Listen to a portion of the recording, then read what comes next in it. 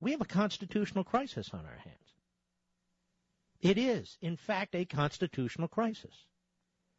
The fact that the liberal media that supports Obama and supports an imperial president when that imperial president is a statist doesn't really report on it or reports on it in passing is beside the point.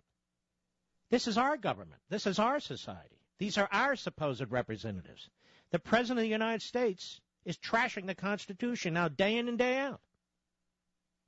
I told you yesterday that it appeared he was planning to make appointments, presidential appointments, requiring Senate confirmation by bypassing the Senate,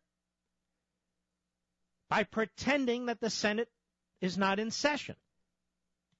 And he would do this by violating a traditional practice that has been going on for decades and decades and decades. Philip Kirpin. He's a great guy. He's been on this program before. He's the Vice President of Policy, Americans for Prosperity. He explained it this way on Fox News.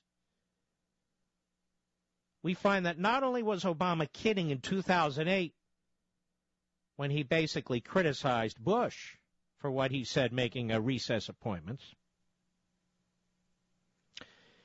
he recently used one to ignore about 20 provisions of the omnibus spending bill. But Obama also believes he can decide for himself that the Senate is in recess when it's not.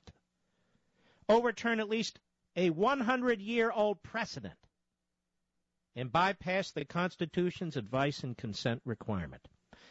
And he not only does it, ladies and gentlemen, as you will hear from these painful clips, he does it and he pretends that he's the victim, that he's being sabotaged by Congress. The president now considers it a political virtue that he's doing precisely what he criticized Bush for doing, making laws as he goes along.